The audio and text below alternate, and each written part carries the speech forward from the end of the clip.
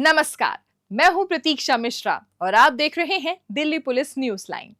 आजादी का जश्न देश के लिए गर्व और गौरव का पल, लेकिन राजधानी दिल्ली में इस राष्ट्रीय पर्व की भव्यता के साथ सुरक्षा की जिम्मेदारी भी उतनी ही बड़ी थी। हर चुनौती पर पैनी नजर और हर मोर्चे पर मुस्तैदी दिल्ली पुलिस ने कैसे तैयार किया इस ऐतिहासिक आयोजन के लिए अभेद सुरक्षा चक्र, देखिए हमारी एक खास रिपोर्ट।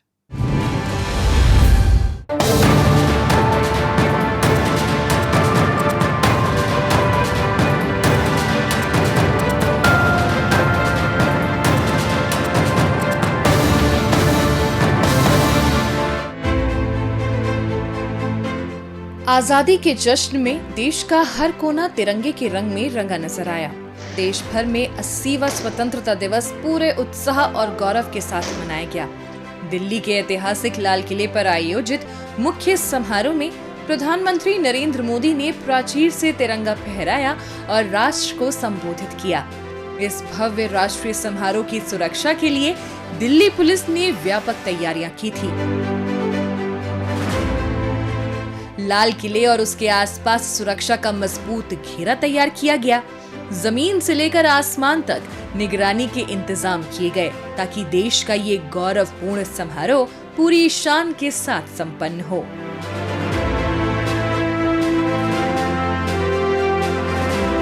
हमारा मेन दो चैलेंजेस होते हैं लोकल पुलिस के। एक तो वीआईपी सिक्योरिटी तो है ही, दूसरा एंटी टेरर, कि कहीं भी किसी प्रकार की कोई टेररिस्ट घटना ना हो, ना तो जो इवेंट है उस पे हो, ना उसके रनअप में हो। तो इसीलिए पहले से ही एंटी टेरर ड्राइव्स चलाना, होटल्स गेस्ट हाउसेस की चेकिंग, इलाके के अंदर एक सर्वेलेंस रखना, पेट्रोलिंग बढ़ा देना, चेकिंग बढ़ा देना, ये सारे काम हमने पहले से ही शुरू कर दिए थे। इस सुरक्षा व्यवस्था के तहत करीब 25,000 दिल्ली पुलिस और पैरामिलिट्री जवानों की तैनाती की गई। लाल किले और आसपास के इलाकों में 1000 से ज्यादा सीसीटीवी कैमरों के जरिए लगातार निगरानी की गई। प्रवेश द्वारों पर कई स्तर की जांच की व्यवस्था रही। वहीं संदिग्ध लोगों और गतिविधियों की पहचान के लिए फेशियल रिकॉग्निशन सिस्टम जैसी तकनीक का भी इस्तेमाल किया गया। यानी लाल किले तक पहुंचने वाले हर रास्ते और हर एंट्री पॉइंट पर सुरक्षा की कड़ी नजर रही। रेड फोर्ट में अराउंड 1000 के आसपास सीसीटीवी कैमरे लगे हुए थे, जिसमें हम लोगों ने लाइव मॉनिटरिंग कंट्रोल रूम में हम 24/7 उसकी करते थे। बहुत सारे सीसीटीवी कैमरे थे उसमें, जिसके as per requirement, as per hour need, हम लोगों ने एआई बेस्ड वीडियो एनालिटिक्स भी उसमें एनेबल कर रखी थी। जैसे एफआरएस करवाना, number plate recognition, intrusion detection करवाना, पीपल काउंट करवाना, ये सारी चीज़ें हमने उसमें एनेबल की थी। सुरक्षा व्यवस्था सिर्फ जमीन तक सीमित नहीं रही, आसमान पर भी लगातार नजर रखी गई। संवेदनशील और भीड़ वाले इलाकों में ड्रोन के जरिए निगरानी की गई। दिल्ली की सीमाओं पर बैरिकेडिंग कर वाहनों की जांच बढ़ाई गई। प्रमुख स्थानों पर पुलिस की गश्त और तैनाती भी लगातार जारी रही। यानी सुरक्षा का दायरा लाल किले से लेकर दिल्ली की सीमाओं तक फैला हुआ था। सिविक एजेंट्स के साथ भी कोऑर्डिनेशन होता है, जैसे सीपीडब्ल्यूडी के साथ, कि जो स्टेप्स हैं वो कैसे बनेंगे, ब्लीचर्स कैसे लगेंगे, बैरिकेडिंग कैसे होगी, और इसके अलावा क्यू मैनेजर्स कैसे लगेंगे, और जो सीवर्स एंड ड्रेनेज सिस्टम है उसकी हाई स्पीड जेटिंग से उसकी क्लीनिंग करवाना, उसके अलावा सफाई करवाना, पानी अगर आ गया तो उसको कैसे क्लियर किया जाएगा, पानी को कैसे रोका जाएगा। इस तरह की सारी चीज़ें जो हैं हम लोग सिविक एजेंसीज़ के साथ भी कोऑर्डिनेट किए, सिक्योरिटी एजेंसीज़ के साथ भी कोऑर्डिनेट किए, उसके अलावा पब्लिक के साथ भी जो रिप्रेजेंटेटिव्स उनके साथ भी कोऑर्डिनेट किया कि किस तरह से पब्लिक आएगी, कितने बजे आएगी, कौन सा रूट लेगी। ये सारी कोऑर्डिनेशन मीटिंग्स हमने बहुत सारी की हैं, इनके ड्राई रन्स भी किए हैं, रिहर्सल्स भी किए हैं। उसी की वजह से जो प्रोग्राम था वो पूरा फ्लॉलेस एग्जीक्यूट हो पाया। समारोह के दौरान बड़ी संख्या में लोगों की आवाजाही को व्यवस्थित रखने के लिए लाल किले के आसपास कई मार्गों पर ट्रैफिक प्रतिबंध और रूट डाइवर्जन लागू किए गए।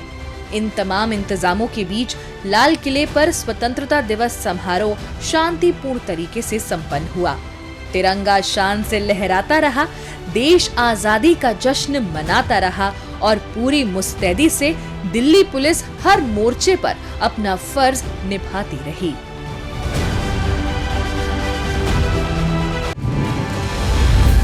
दिल्ली पुलिस की पीआरओ यूनिट ने लोगों को जागरूक करने के लिए चलाया खास अभियान, देखिए उसकी एक झलक।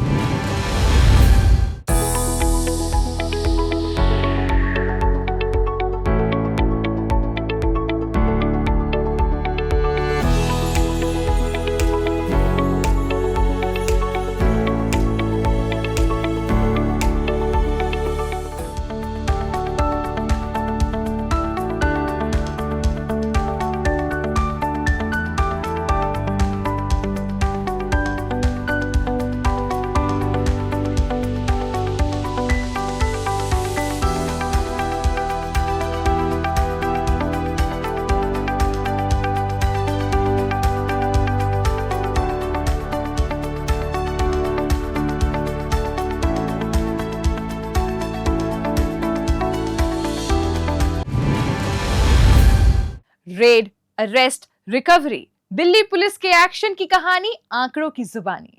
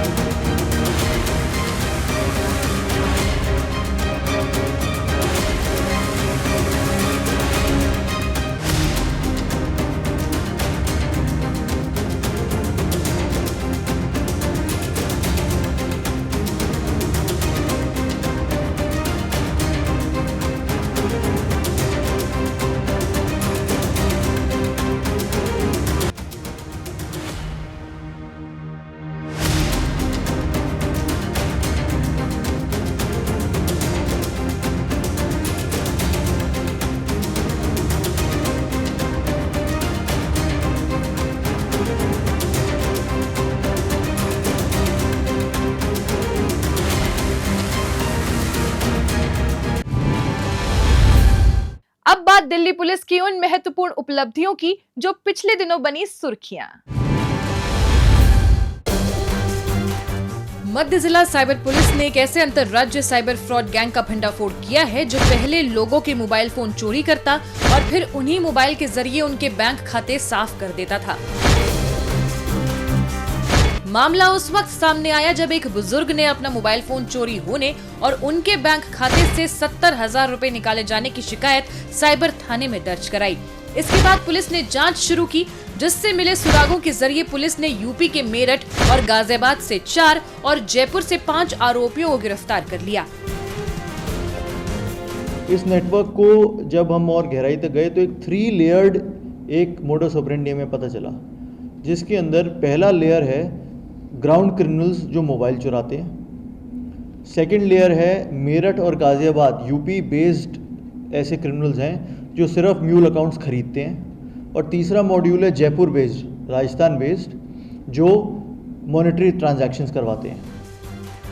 पुलिस ने आरोपियों के कब्जे से 52 mobile phone, 145 SIM card, 6 POS मशीनें, 4 लैपटॉप, 2 टैब और 4 लाख रुपए नकद बरामद कर लिए हैं।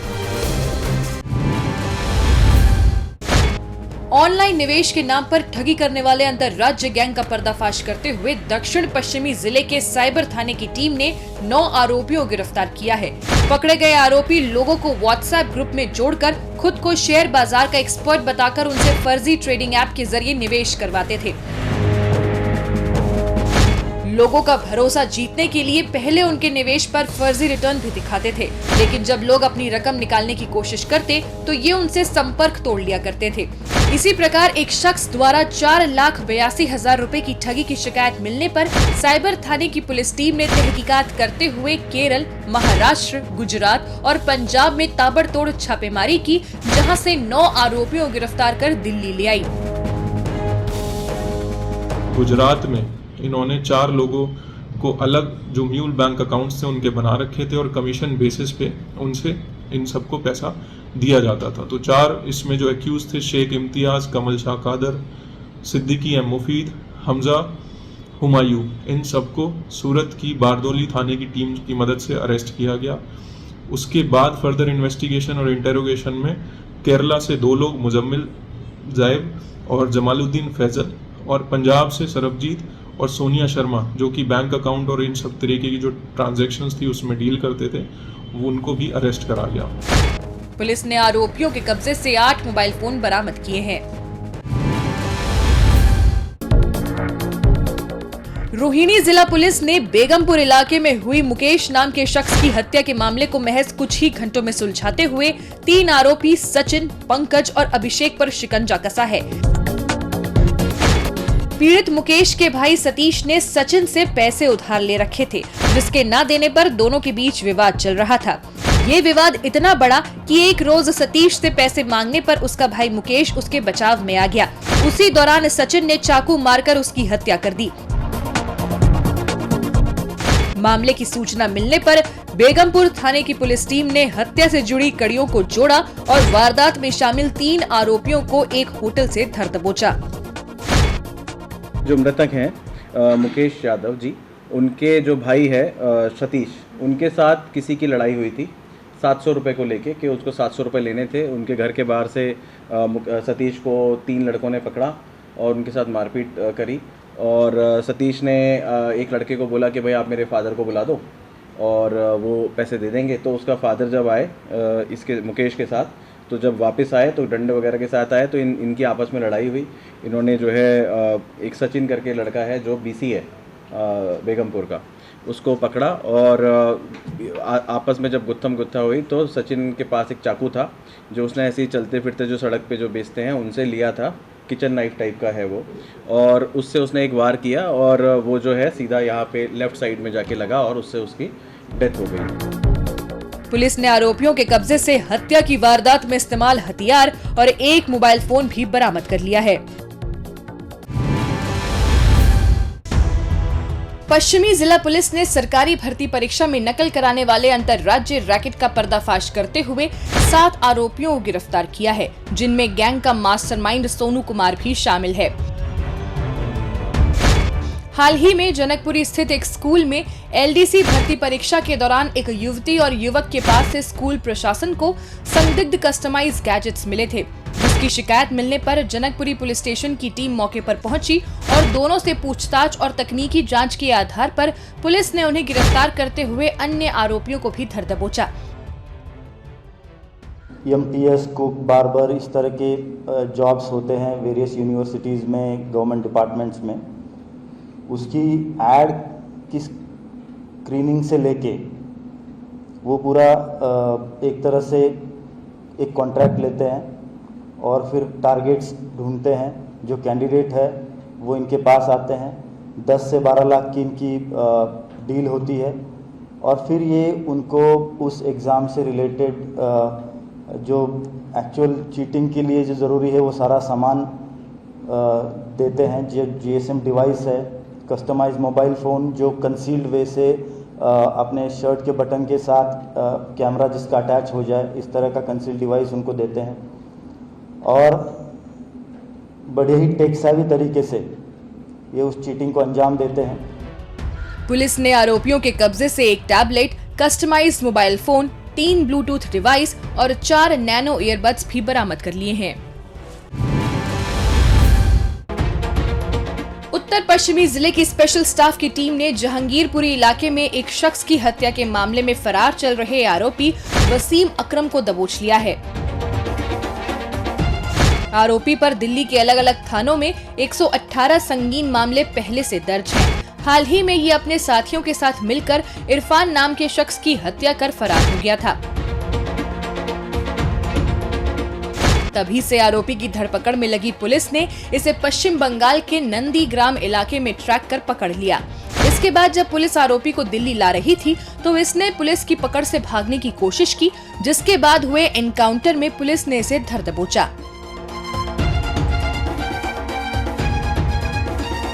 यमुना एक्सप्रेसवे से टीम दिल्ली ला रही थी तो वहाँ पे मथुरा के पास में एक्यूज ने बार बार उसने रिक्वेस्ट करा कि गाड़ी रोकी जाए। He wanted to attend the nature's call. उसी के साथ जब टीम ने गाड़ी रोकी तो डेस्परेशन में जो एक्यूज है उसने हेड कांस्टेबल हरीश की जो पिस्टल है वो छीनकर पुलिस पे फायरिंग करी, जिसमें सब इंस्पेक्टर अजय के हाथ में गोली लगी, वो घायल हो गए। उसी के साथ ही वो बाकी जो टीम है उस पर भी गोली चलाने के लिए उनकी तरफ पॉइंट आउट कर रहा था, जिसमें हेड कांस्टेबल नर्सी ने अपने को और अपने स्टाफ को सेल्फ डिफेंस में एक लोअर बॉडी की तरफ एक्यूज के पॉइंट आउट करते हुए गोली चलाई, जो उसके एक्यूज के पैर में लग गई। उसी के बाद उसको हॉस्पिटलाइज कराया गया है। आरोपी ने पुलिस से बचने की 1000 कोशिश की, लेकिन पुलिस की कार्यदक्षता के आगे इसकी एक न चली और इसे सलाखों के पीछे पहुंचना पड़ा।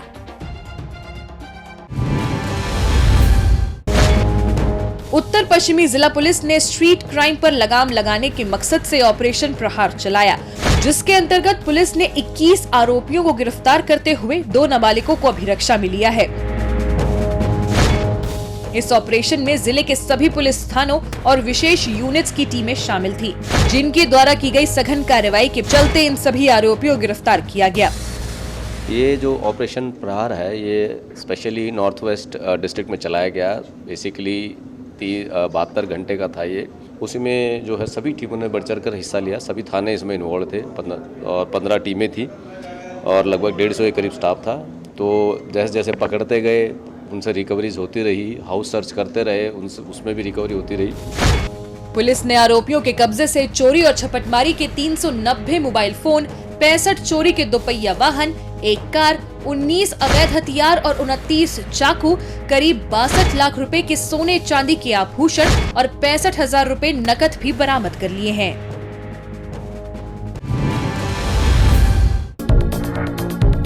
दक्षिणी जिले के स्पेशल स्टाफ की टीम ने चरस सप्लाई करने वाले अंतर्राष्ट्रीय गैंग का पर्दाफाश करते हुए एक नेपाली महिला को गिरफ्तार किया है।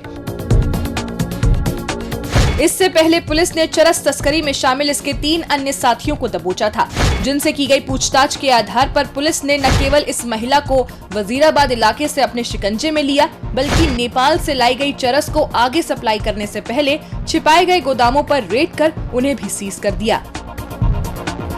पहली रेड हुई जिनमें 3 लोगों को अरेस्ट किया और वो कोटला मुबारकपुर इलाके से, जिनसे करीबन 8.5 kg चरस की बरामदगी हुई।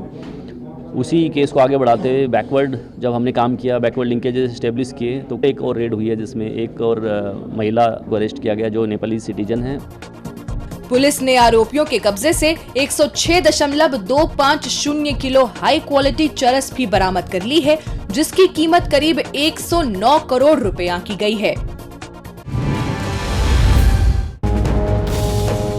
दिल्ली पुलिस की स्पेशल सेल ने कुख्यात टिल्लू ताजपुरिया, कौशल चौधरी, गुरविंदर बाबा गैंग के 3 शूटर हेमंत उर्फ मोनू, नयन अग्रवाल और दुर्गेश राय उर्फ डेविल को गिरफ्तार किया है।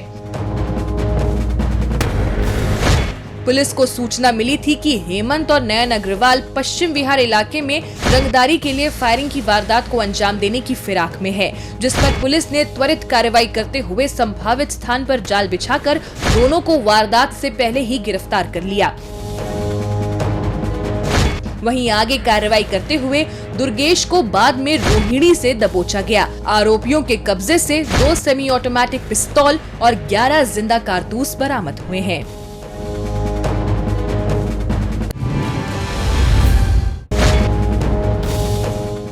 द्वारका जिले के एंटी ऑटो थेफ्ट स्क्वाड ने ठगी करने वाले 3 आरोपी जावेद, सोहेल और ध्रुव को गिरफ्तार किया है।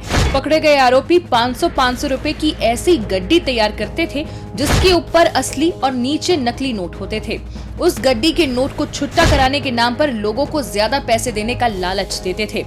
जैसे ही असली नोट इनके हाथ में आते थे तो पीड़ित को नकली गड्डी थमाकर फरार हो जाते थे। इसी तरीके से आरोपियों ने एक शख्स से 50,000 रुपए की ठगी की थी, जिसकी शिकायत पर कार्रवाई करते हुए एंटी ऑटो थेफ्ट स्क्वाड ने तीनों आरोपियों को बिंदापुर इलाके से धर दबोचा। रेड में हमें 3 जो अक्यूज हैं वो वहीं फ्लैट से हमने उन्हें अरेस्ट किया और मौके पर से हमें डमी करेंसी के करीब 200 बंडल मिले। इसमें 200 करेंसी नोट्स के करीब 100 बंडल और बचे हुए 100 बंडल 100 रुपए की करेंसी नोट्स के थे। इसमें एक्चुअल करेंसी करीब 70,000 की थी और फेक करेंसी की वैल्यू लगभग 30 लाख के आसपास है। पुलिस ने आरोपियों के कब्जे से 200 से अधिक नकली 500 रुपए के बंडल और 70,000 रुपए नकद बरामद कर लिए हैं।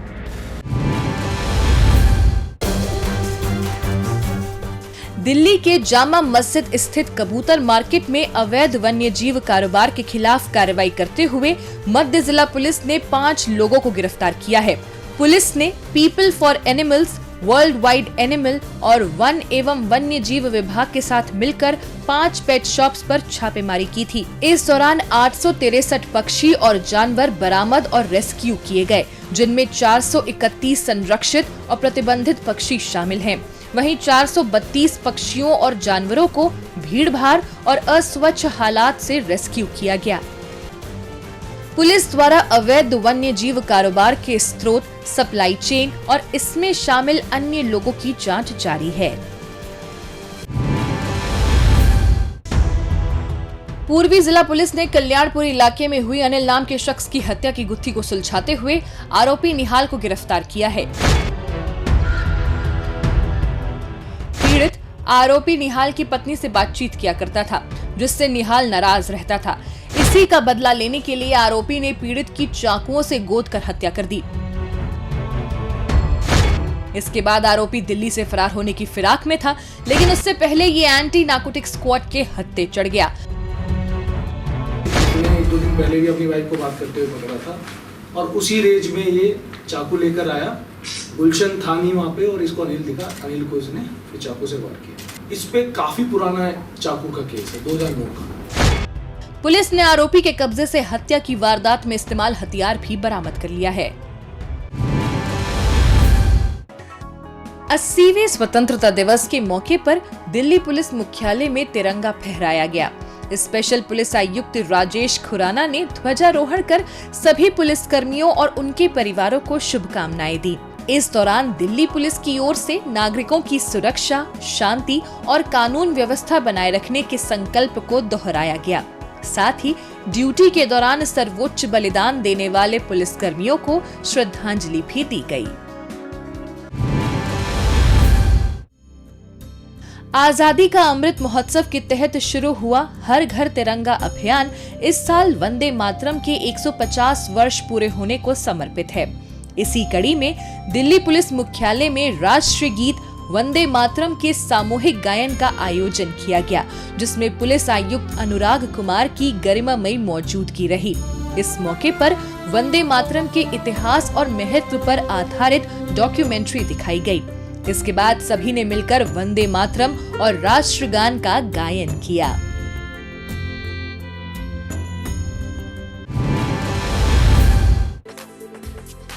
हर घर तिरंगा अभियान 2026 के तहत दिल्ली पुलिस की ओर से बाइक रैली, तिरंगा यात्रा, पेंटिंग प्रतियोगिता और जागरूकता कार्यक्रम आयोजित किए गए। इन कार्यक्रमों में पुलिस कर्मियों, विद्यार्थियों और नागरिकों ने बढ़ चढ़कर हिस्सा लिया। तिरंगे के सम्मान और देशभक्ति की भावना के साथ आयोजित इन कार्यक्रमों ने राष्ट्रीय एकता और देश के प्रति गर्व का संदेश दिया।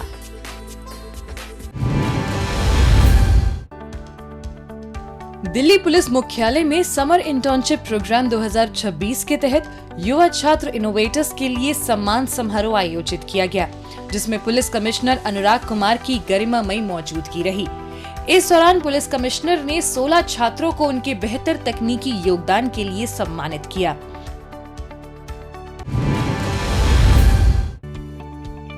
उपराज्यपाल तरनजीत सिंह संधू के मार्गदर्शन में हर शनिवार आयोजित हो रही थाना दिवस जन सुनवाई के 7वें सत्र में नागरिकों की 368 शिकायतों का निपटारा किया गया है। दिल्ली पुलिस के वरिष्ठ अधिकारियों ने थाना स्तर पर पहुंचकर नागरिकों से सीधे संवाद किया और उनकी शिकायतों का संज्ञान लिया। अब तक हुए 7 सत्रों में कुल 3815 शिकायतों का समाधान किया जा चुका है। ये पहल शिकायतों के समयबद्ध निस्तारण के साथ साथ पुलिस और जनता के बीच विश्वास, सहयोग और सहभागिता को मजबूत करने में अहम भूमिका निभा रही है।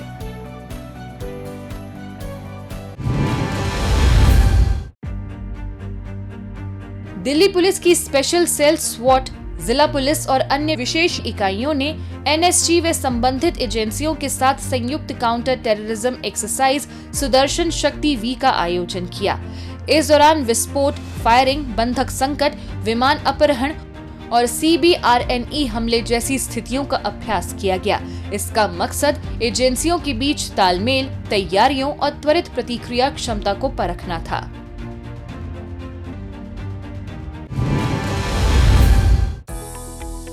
स्वतंत्रता दिवस 2026 के मद्देनजर दिल्ली पुलिस के सेंट्रल जिले ने सुरक्षा व्यवस्था को मजबूत करने के लिए कम्युनिटी स्टेक होल्डर्स के साथ समन्वय बैठक आयोजित की। बैठक में आईज एंड ईयर्स स्कीम, प्रहरी volunteers, car dealers, cyber cafe संचालक, सिम कार्ड डीलर्स और होटल गेस्ट हाउस संचालकों ने हिस्सा लिया। बैठक के दौरान पुलिस अधिकारियों ने सभी से सतर्क रहने, समय पर महत्वपूर्ण जानकारी साझा करने और सुरक्षा व्यवस्था में सक्रिय सहयोग देने का आह्वान किया।